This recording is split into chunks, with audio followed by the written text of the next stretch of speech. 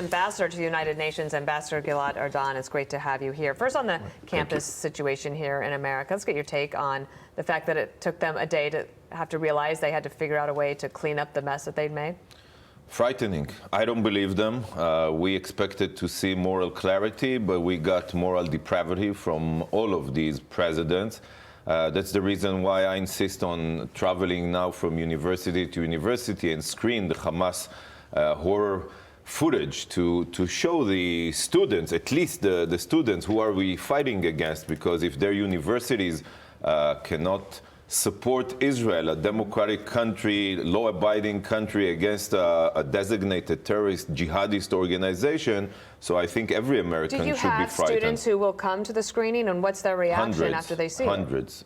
They are shocked. I mean, they are shocked after they understand who their colleagues, their peers are chanting and in support of on campus colleges. And I think, again, words, I mean, are not enough right now. We've seen thousands of people chanting in support of these terrorists, supporting the genocide of the Jewish people. Right now, we expect the university president to expel students, to fire professors. We need actions. Empty words are not enough right now. At the moment, too, you have, 138 Israelis held hostage. We believe 7 to 9 of those might be Americans.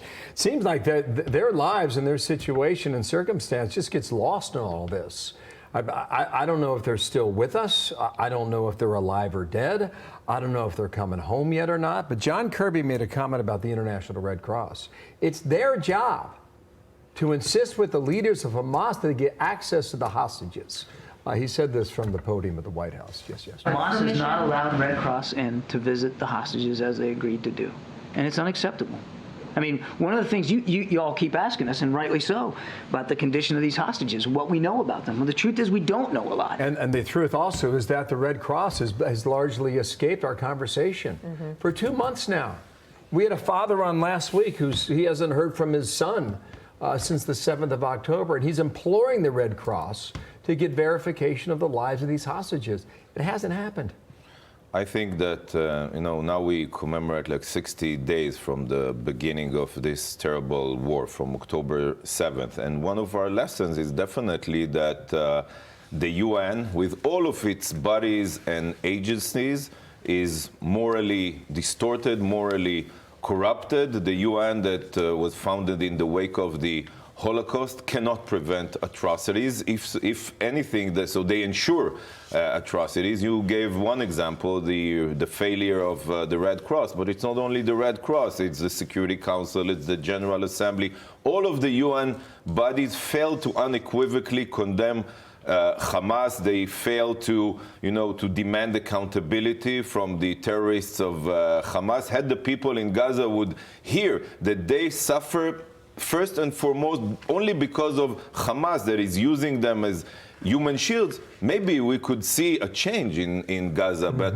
the only hope of Hamas to survive against the Israeli defense forces, against our military, their hope is the UN and the international community. They expect them to tie our hands.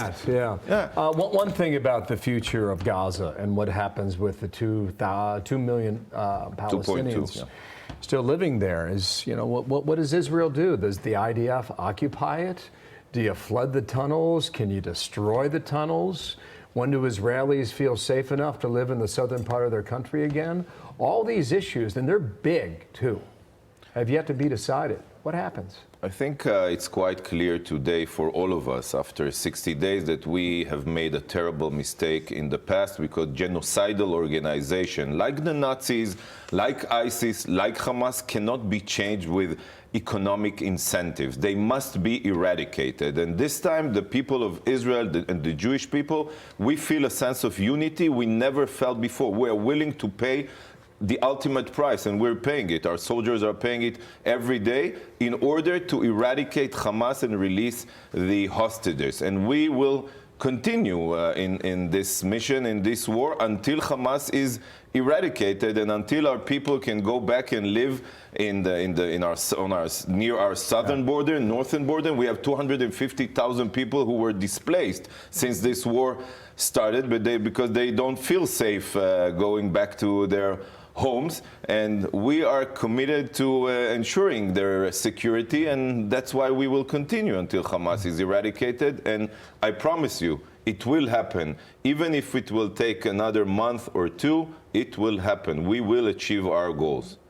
Mr. Ambassador, happy Hanukkah to you, and thank you for being here. Happy Hanukkah, and light, as you said, will be triumph. victorious. Yes, Thank you, sir. Good to see you. Thank you.